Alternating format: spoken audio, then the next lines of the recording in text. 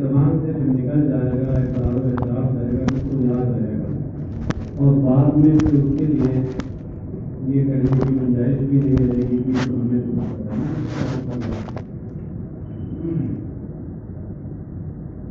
اور یہ ہے کہ اگر وہ شخص جس کے ذمہ دین آتا ہے سفیر ہو، ضعیف ہو، یا یہ ہے کہ املا نہ کرا سکتا ہو، تو پھر جو اس کے معاملے کا ذمہ دار ہے وہ یہ کام کرا، وہ ذمہ دار اس لیے بنا ہے تاکہ اس کے معاملات کو دیکھے، اس کا ناظم الامور ہے، وہ عدل و انصاف کے ساتھ املا کرائے۔ وَاسْتَشْهِدُوا شَهِيدَيْنِ مِن رِّجَالِكُمْ، اشهدوا على الدين شهيدين شاهدين من رجالكم، اور اس دین پر تم اپنے مردوں میں سے دو گواہ مقرر کرو۔ اس میں یہ بتایا کہ وَاسْتَشْهِدُوا میں باب استفعال کی خاصیت موافقت افعال پائی جا رہی ہے، دو گواہ شہیدین شاہدین کے معنی میں، کیونکہ شہید فاعل کے معنی میں آتا ہے، کبھی مفعول کے معنی میں آتا ہے، یا فاعل کے معنی میں۔ من رجالکم، مردوں میں سے، مفسر کہتے ہیں من رجالکم کا مطلب ہے بالغ المسلمین الاحرار، یعنی آزاد بالغ مسلمانوں میں۔ رجال کہا تو رجل کا اطلاق بالغ پہ ہوتا ہے، اور اسی سے احرار بھی سمجھ میں آیا، کیونکہ اس زمانے میں جو غلام ہوتے تھے وہ غلام کہاں انسان ہوتے جاتے تھے، اور رجل کامل تھے بھی نہیں۔ یہاں رجال کہا ہے تو بالغ اور احرار تو اس سے سمجھ میں آیا، بلوغ و حریت کی صفت اس سے سمجھ میں آئی، اور رجال لکھوں بھی ہے تو اس میں اضافت کی گئی، مخاطب مسلمانوں کی طرف، اس سے سمجھ میں آیا، اسلام کا مطلب سمجھ میں آیا، اس لیے من رجالکم کے معنی ہوئے من بالغ المسلمین الاحرار، کہ تم دو آزاد بالغ مسلمانوں میں سے دو گواہ مقرر کرو۔ فَإِن لَّمْ يَكُونَا رَجُلَيْنِ، تو اگر یہ دونوں شاہدان ضمیر محذوف کا معنی بتایا کہ اگر یہ دونوں گواہ مرد نہ ہوں، فرجل و امرأتان، تو ایک مرد اور دو عورتیں، تو ایک مرد دو عورتیں ہوں، یعنی اب دونوں مرد نہ ملے، ایک مرد ہو، تو اس صورت میں کیا کریں گے کہ ایک مرد لے لیں اور دو عورتیں کی جگہ۔ یشہدون ممن ترضون من، یشہدون جو گواہی دے، فرجل و امرأتان، یعنی رجل و امرأتان یشہدون، یہ گواہی دے، ممن ترضون من الشہداء لدینہ وعدالتہ، کہ ان میں سے ہوں، ان گواہوں میں سے ہوں کہ جن کو تم پسند کرتے ہو، ان کی دینداری اور عدالت کی وجہ سے انہیں پسند کرتے ہو، مطلب یہ ہے کہ وہ دیندار ہوں اور پرہیزگار ہوں۔ اب یہ جو کہا گیا کہ اگر دو مرد نہ ہوں تو ایک مرد، دو عورتیں ہوں، گویا ایک مرد کے مقابل میں دو عورتیں ہوئی برابر۔ وتعدد النساء لأجل أن تضل إحداهما فتذكر إحداهما الأخرى، اور یہ عورتوں کا دو ہونا، متعدد ہونا بات ہے، دو ہونا یہ اس وجہ سے ہے کہ ان میں سے ایک بھول جائے، تضل بھٹک جائے، مراد ہے کیا ہے، تنسا بھول جائے، ضلال کا معنی نسیان ہے، بھول جائے، کس چیز کو بھول جائے، الشہادۃ، اس سے پتہ چلا کہ مقصود بھی اس کا محدود ہے، اسی کی طرف اشارہ کیا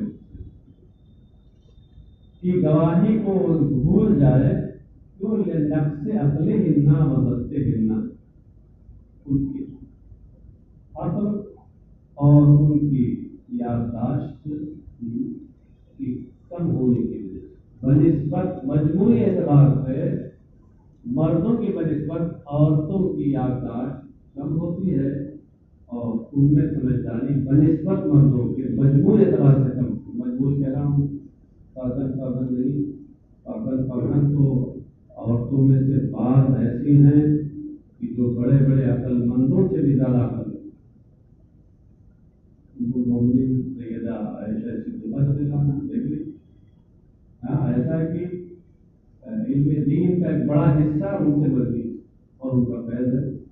کیوں؟ تو فردن بولے کہ فردن کی بات نہیں چل رہی، بحیثیت مجموعی عورتیں جو ہوتی ہیں وہ مردوں سے زیادہ کم عقل اور قوت یادداشت رکھتی ہیں.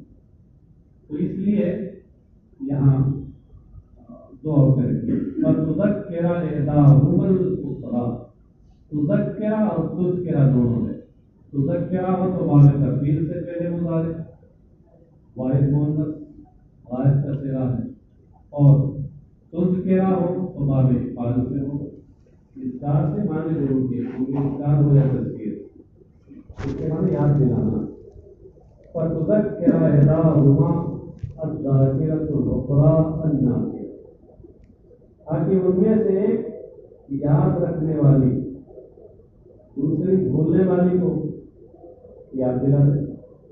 دو اس لیے رکھی گئی کہ کہیں ایسا نہ ہو یادداشت نمی کی وجہ سے بھول جائے، تو دو رہیں گے تو اس میں دونوں نہیں بھول جائیں گے، ایسا نہیں ہوگا. ایک اگر بھول گئی تو دوسری یاد دلا دیں، ورنہ وہ مرد تو ہے. اب کہتے ہیں وہ جملۃ الاذکار محل العلہ، یہ فتذکرہ یا فتذکرہ کہیں تذکرہ، یہ جملۃ الاذکار سے سمجھ میں آتا ہے کہ یہ تصریف والی قراءت کو ترجیح دے رہے ہیں، اس لیے تصریف کو پہلے کہا بھی ہے. اور اس کے بعد جملۃ الاذکار میں اذکار مطلب استعمال کیا ہے. اشارہ یہ کیا ہے کہ ان کے یہاں وہ قراءت ہے، اور ویسے تو قراءت سبھی سے قراءت میں اتنی ہوتی ہے. اور یہ جملہ اذکار یعنی فتذکرہ یہی محل علت ہے، حقیقت میں یہی علت ہے. بظاہر تو یہ لگتا ہے کہ اب تبدیل احداہما یہ علت ہے، لیکن در حقیقت علت یہی ہے. لتذکرہ ان ضلت، یعنی اسے تاکہ وہ یاد دلا دے اگر یہ بھول جائے.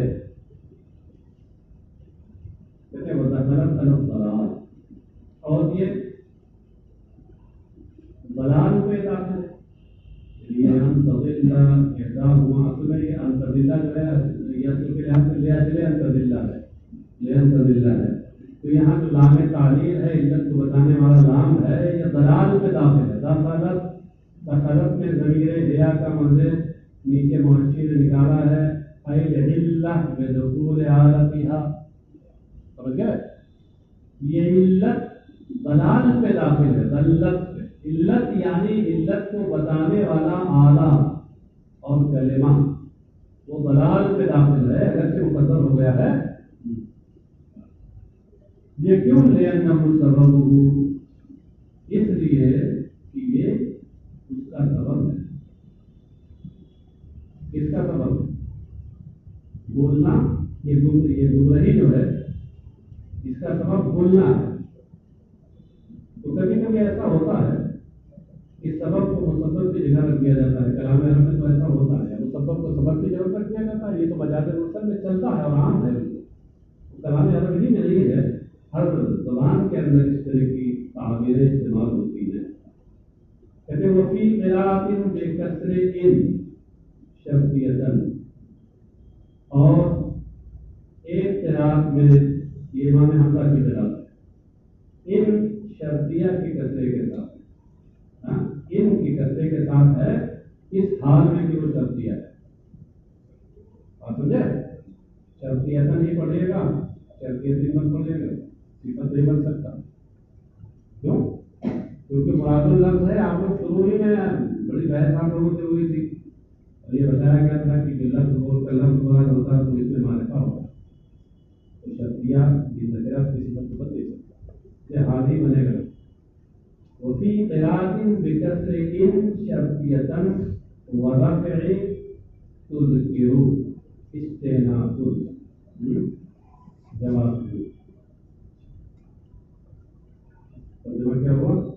اور ایک قراءت میں ان شرطیہ کے کسرے کے ساتھ اور یہ تذکرو یا تذکرو جو پڑھی ہے اس کے رفع کے ساتھ فتذکرو یا فتذکرو، یہ جملہ مستانفہ ہے جو اس کا جواب ہے. کس کا؟ ان کا جواب.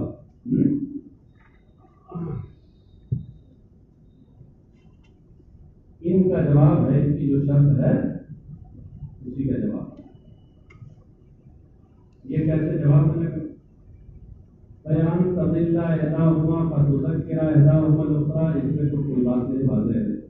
اور اس کا آپ ان پڑھیں تو اب عبارت یہ بنے گی کہ ان تضل احداہما فتذکر احداہما تذکر یا تذکر. یہ کہتے ہیں کہ صورت میں جملہ مستانفہ ہوگا، اور جملہ مستانفہ سے مراد جملہ مستانفہ بیانیہ نہیں ہے، استئناف بیانی مراد نہیں ہے جو کسی سوال کا جواب ہوگا. استئناف مستانفہ سے مراد ان کی یہ ہے کہ یہ جملہ الگ ہوگا اور یہ خبر بنے گا مبتدا محذوف ہے کی. سمجھ گئے؟ یعنی فہیہ تذکر احداہما الاخری. اب یہ حیا جو نکلے گی ضمیر، یہ کیا بنے گی؟ ضمیر قصہ ہوگی، ضمیر قصہ. بات سمجھے؟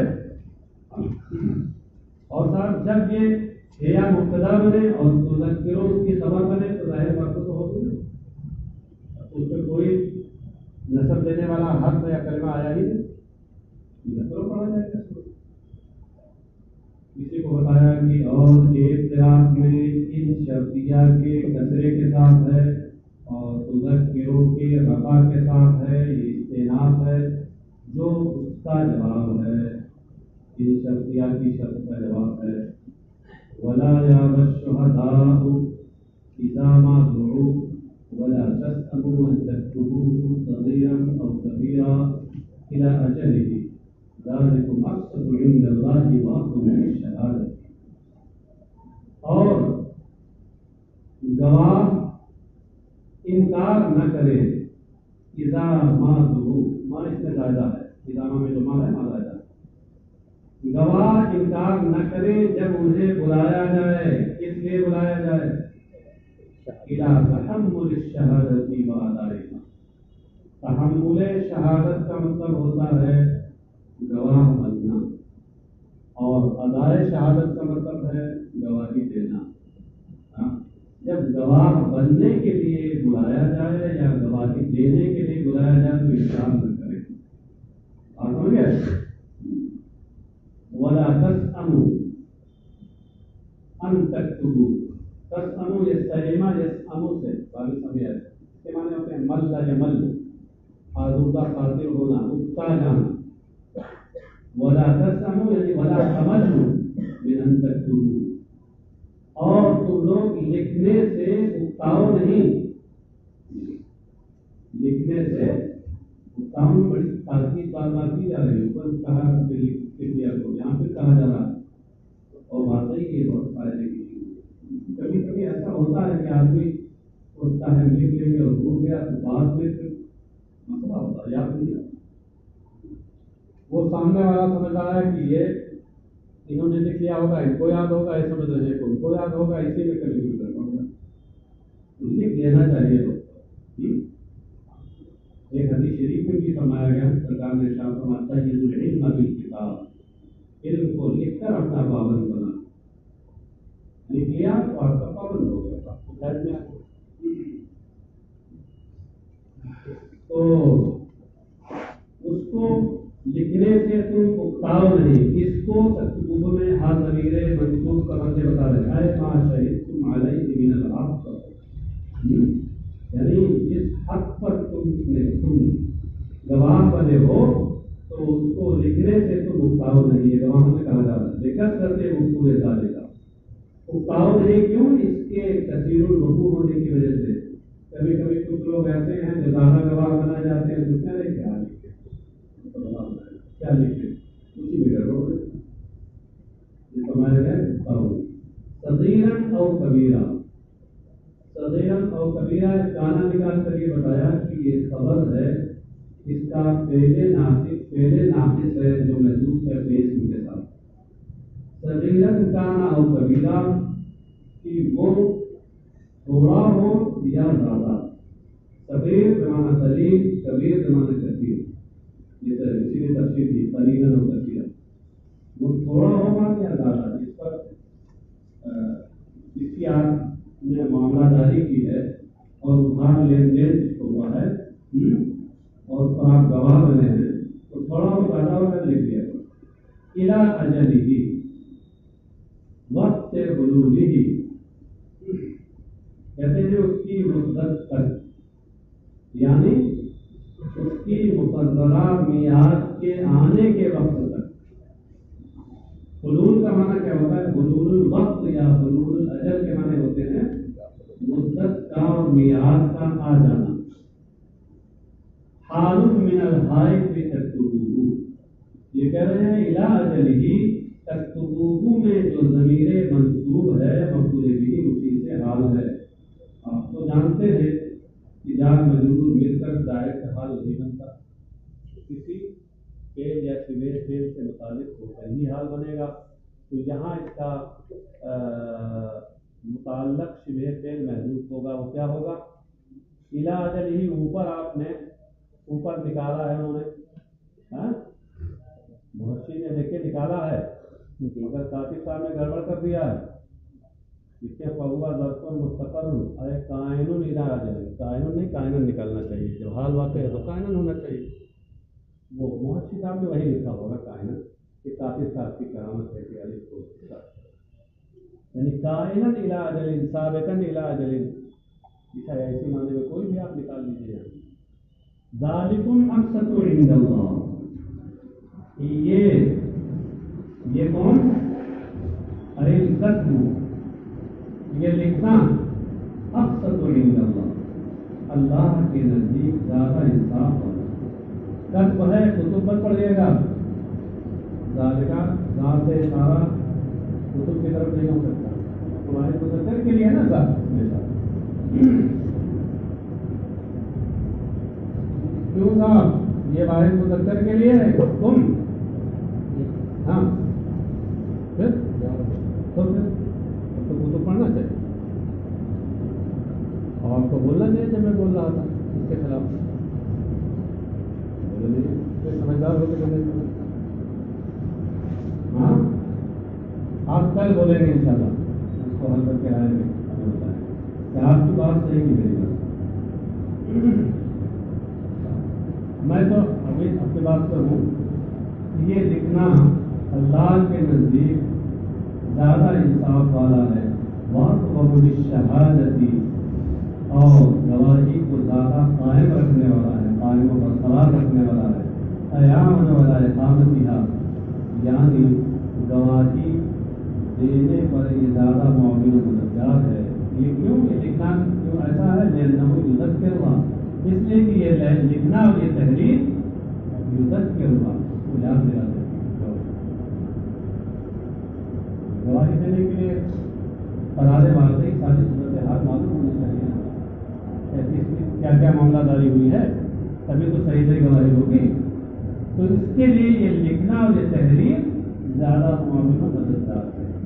ہمارے ان کے درمیان میں مسئلہ چل رہا ہے، میں تحریر سمجھ رہا ہوں اور وہ خود سمجھ رہے ہیں، اس لیے کہ وہ کہہ رہے ہیں نا ذالکم میں خود جمع جمع کے لیے، تو ہماری اس کی بات کر کے ہوگی انشاءاللہ۔ آپ اپنے ساتھیوں کو بدل لے سکتے ہیں، وعدنا اللہ ترتابو، ادنا اقرب الی اللہ ترتابو، تو ادنا کی طرف سے اقرب سے کر کے اس کا لغوی معنی بتا دیا، اور الی نکال کر یہ بتایا کہ اللہ ترتابو یہ منصوب بجزۂ حافظ ہے، حرف جر الی جو صلہ ہے ادنا کا وہ منصوب ہے، اصل میں ادنا الی اللہ ترتابو، اور اس کے زیادہ قریب ہے کہ تم شک میں نہ پڑو، لا ترتابو یعنی لا تشک بقدر الحق والاجل، اس حق کی مقدار میں اور مدت کے سلسلے میں تم شک میں نہ ہو، الا ان تکون تجارت حاضرۃ تدیرونها بینکم، الا یہ کہ وہ تجارت حاضرہ ہو، نقد تجارت حاضرہ کا مطلب نقد تجارت، دست بدست والی تجارت۔ تکونا کی تفسیر تقاہا سے کی ہے، اور یہاں میں تجارتن حاضرتن اور تجارتن حاضرتن دو قراءات، تو تجارتن حاضرتن موصوف صفت ہو اور یہ تکونا کا فاعل بنے گا، اس صورت میں یہ ناقصہ نہیں تامہ ہو، اسی کی طرف اشارہ کیا مفسر نے تقاہا نکالا، یہاں تک کہ وہ تجارت نقدی ہو، دست بدست والی ہو، وفی قراءۃ بالنسبی، اور ایک قراءت میں نسب کے ساتھ ہے، یعنی تجارتن حاضرتن، فتکون ناقصۃ واسمها ضمیر التجارتی، تو تکونو یہ ناقصہ ہوگا، تکونو فعل ناقصہ ہوگا، یہاں تکونو فعل مراد ہے، تکونو کا ترجمہ کس کرنے لگے گا، تکونو فعل ناقصہ ہے اور اس کا اسم تجارت کی ضمیر ہے، تجارت کی طرف لوٹنے والی ضمیر جو اس میں منقطع ہے، تدیرونها بینکم فتخبطونها فلا اجل فیہا، جس کو تم آپس میں کرتے ہو، ادارہ یقین و ادارت مانے گھمانا اور چلانا، یعنی جو تجارت نقدی کبھی کبھی تم لوگ کرتے ہو، تخبطونها جس کا سبزہ تم کرتے ہو، ولا اجل فیہا، اور اس میں کوئی مدت مقرر نہیں ہو، کوئی ایسی تجارت کہ جس میں مدت مقرر نہ ہو اور تم قبضہ کر لو فوراً، تو اس تجارت کی کون سی تجارت ہے؟ نقدی تجارت ہو یا دست بدست تجارت، ایک ہاتھ سے دو دوسرے ہاتھ سے دو، علیہ علیہ جناب اللہ تکتبوہا، تمہارے اوپر کوئی گناہ نہیں اس سلسلے میں کہ تم نہ لکھو، اس کو نہ لکھو، کس کو؟ والمراد بہا المتجر کی، اس سے مراد سامان تجارت ہے، المتجر کی، اس میں تجارت کی گئی وہ سامان، سے مراد سامان تجارت، یعنی اگر تم اس کو نہ لکھو تو اس میں تمہارے پر کوئی گناہ نہیں، کیونکہ وہاں تو معاملہ سب بالکل نقد کا ہے، نقد ہے وہاں لکھنے کی کوئی چیز، ادھار میں مسئلہ ہوتا ہے، واشهدوا اذا تبايعتم، اشهدوا اذا تبايعتم عليه فانه اكبر للاختلاف، اور تم گواہ بنا لیا کرو جب آپس میں خرید و فروخت کرو، جب آپس میں خرید و فروخت کرو تو اس پر گواہ بنا لیا کرو، علیہ تعلق شروع سے فإنه أكبر للاختلاف، اس لیے کہ یہ گواہ بنانا اختلاف کو زیادہ دفع کرنے والا ہے۔ اگر مان لیجیے نقدی تجارت میں بھی کبھی کبھی ایسا ہو گیا کہ بھول چوک بعد میں ہوئی، کسی نے کہا یہ بات طے ہوئی تھی، یہ دے دیا اتنا، یہ کبھی کبھی ہو جاتا ہے، عموماً تو نہیں ہوتا ہے، کبھی کبھی ہو جاتا ہے ایسا، تو ایسی صورت میں اگر کوئی گواہ رہے گا تو اختلاف آسانی کے ساتھ پیدا ہوگا، اس نے کہا کہ لکھ لیا کرو، ہاضا و ما قبلہ امر المقبل، یہ اور اس سے پہلے والے جو ہیں یہ امر استحبابی ہے، جمہور کے نزدیک یہ لکھا نا وقیل للوجوب، اور ایک قول یہ ہے کہ نہیں امر وجوبی، ولا یضار کاتب ولا شہید، لا یضار، خیال ہے کہ لا یضار میں دو احتمال ہیں معنی کے لحاظ، یہ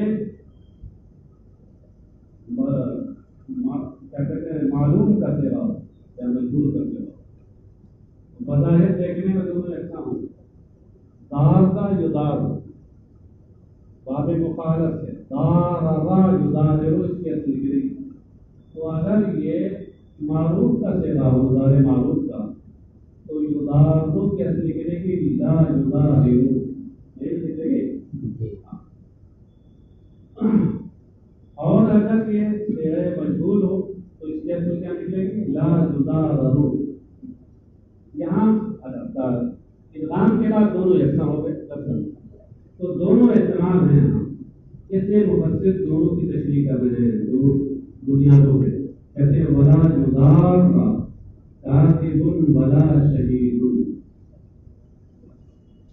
صاحب الحق ومن علیہ بتحریف اور امتناع من الشہادت والکتابت. یہاں کیا کیا ہے؟ یہاں لا یضار کو صیغہ معروف پر معمول کیا، تو کاتب ولا شہید یہ فاعل ہو گئے لا یضار، اور صاحب الحق مفعول بہ یہاں محذوف ہے. تو ترجمہ یہ ہوگا کہ اور لکھنے والا گواہ اور گواہ یہ صاحب حق کو، جس پر حق آتا ہے، جس کے ذمہ دین آتا ہے، حق آتا ہے، اس کو ضرر نہ پہنچائیں. صاحب حق کو اور جس کے ذمہ دین آتا ہے تو اس پر کو یہ ضرر نہ پہنچائیں. ضرر پہنچانے کی کیا صورتیں ہو سکتی ہیں؟ بتحریف اور امتناع من الشہادت او الکتابت. تحریف کر کے کاتب صاحب تحریف کر دیں، لکھنا کچھ تھا لکھ دیا کچھ بدل دیا، ضرر پہنچا دیا. صاحب حق جس کے ذمہ حق آتا تھا اس کو دینا تھا مثلا 20 درہم، اور لکھنے والے سامنے لکھ دیا 20 درہم، نقصان پہنچا گیا. یا یہ ہے کہ لکھنے والے صاحب کو لکھنا چاہیے تھا، انہوں نے کہا ہم نہیں لکھیں گے، ہم کو غلام ہیں آپ کے ہاتھ جب سے کھڑے رہتے ہیں ہم نہیں لکھیں گے. اس طرح نقصان پہنچا ہے تو نہ وہ نقصان پہنچا ہے نہیں نقصان پہنچا. اور یوں ہی گواہ نقصان نہ پہنچائیں، گواہ نقصان نہ پہنچائیں اس کی بھی صورت بھی ہو سکتی ہے. ایک تو یہ ہے کہ گواہی دینے سے انکار کر دیں، یا ہم گواہ نہیں کریں، یا دوسری صورت ہو سکتی ہے کہ گواہی میں ہیر پھیر کر دیں. تو بہرحال یہ دونوں صاحب حق کو جس کے اوپر حق آتا ہے اس کو نقصان نہ پہنچائیں تحریف کے ذریعے یا گواہی یا لکھنے سے انکار کے ذریعے.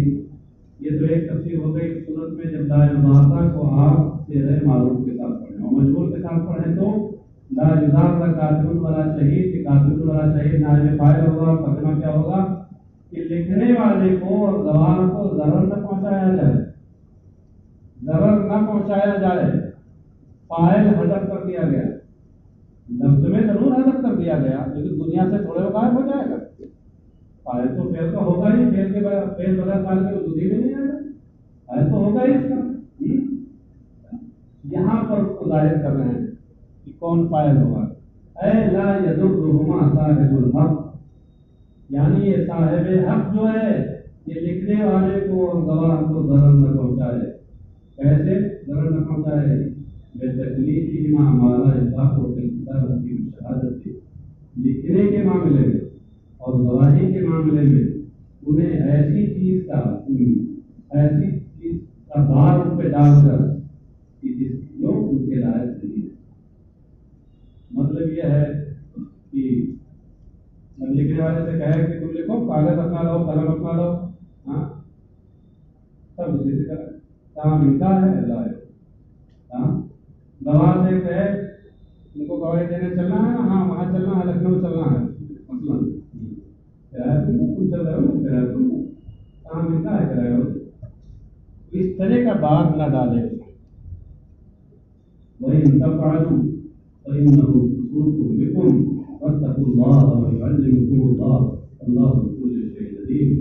اور اگر تم یہ کرو گے، یعنی جس سے تمہیں روکا گیا ہے، تقرر کا مطلب ہی محسوس ہے، اگر اسے تم کرو گے جس سے تمہیں روکا گیا ہے فَإِنَّهُ فُسُوقٌ بِكُمْ، تو یقیناً یہ گناہ ہے جو تم سے ملنے والا ہے.